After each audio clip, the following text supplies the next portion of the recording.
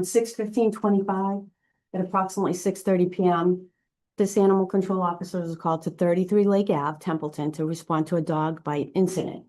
I arrived and Brian Fitzpatrick explained that he's walking his dog Bailey past 18 Lake Ave when the two dogs jumped on the fence gate and pushed it open. They ran toward and attacked Bailey. The attacking dogs did not have collars on, but somehow neighbors had rushed to the scene were able to separate the dogs by kicking and using a 2x4. During the incident, both Brian and Bailey were injured.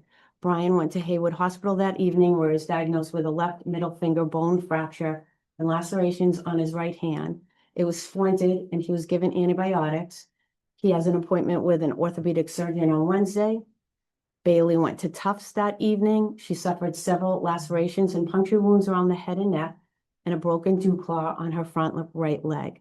Areas were clipped and cleaned. She received the rabies booster, point of care blood work, and medication.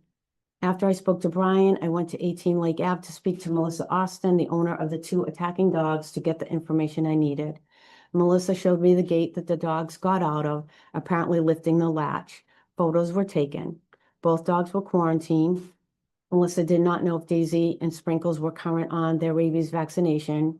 They were not licensed. Citations were given to both dogs for unlicensed, unvaccinated, and I list the citation numbers.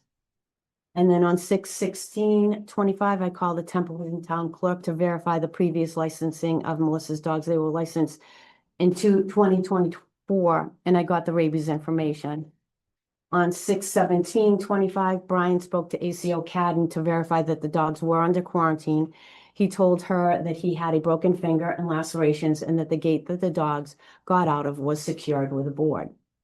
On 6/18/25, Brian spoke to ACO Bisson.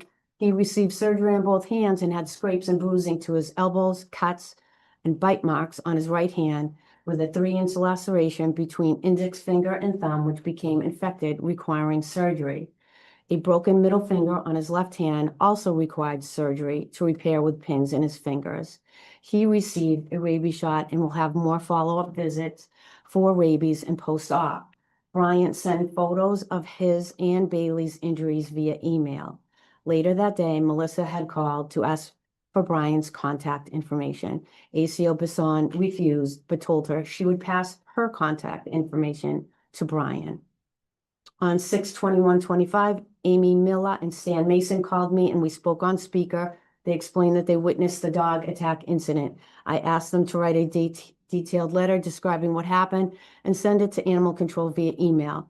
They agreed, but are on vacation until Saturday. They were concerned about the dogs getting loose again and explained that they could request a dangerous dog hearing through the town manager. They asked me to give their contact info to Brian. I then called Brian and gave him the phone numbers and explained to him that he can request a dangerous dog hearing. On 6/25/25, Stan Mason emailed Animal Control with his statement of the event. On 6/28/25, I ended the quarantine of Sprinkles and Daisy.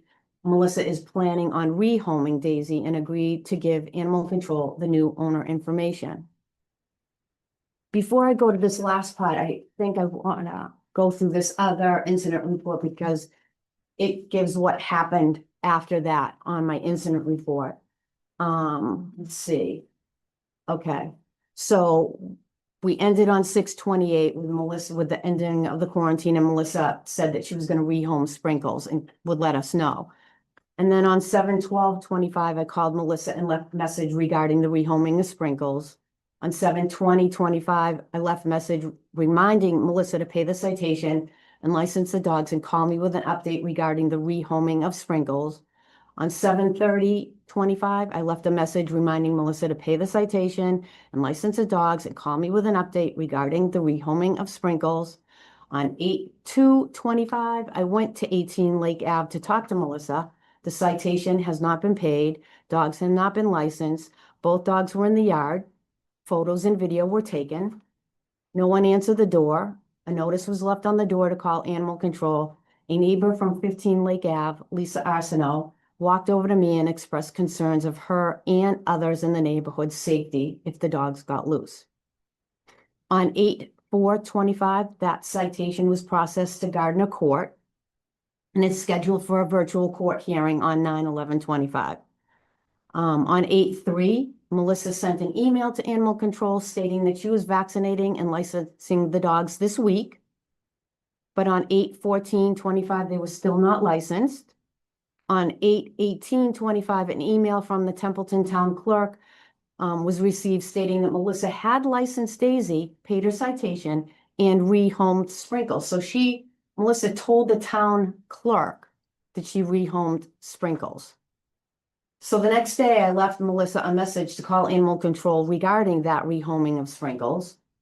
And then on 8/19/25, Melissa contacted Animal Control after receiving a message from me requesting the location status of Sprinkles. And on 8/20, ACO Cadden was on duty and spoke with Melissa.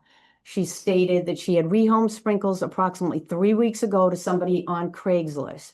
She stated she did not know his contact information and thought his name was Mark or Mike. She said she met up with him at a Walmart parking lot and gave him the dog. I advised her this is Sarah talking. Sarah advised her to find his contact information as soon as possible and provide it to us. She also reminded her of the dangers of rehoming dogs on sites like this. Melissa said this wasn't her first time giving away one of her dogs on Craigslist. Officer Cadden told her then the order given by the board would apply to Sprinkles in her new home as well, and told her this is why we requested multiple times to be updated where and when Sprinkles was going to be rehomed. And she did not comply within 3 weeks when she rehomed her.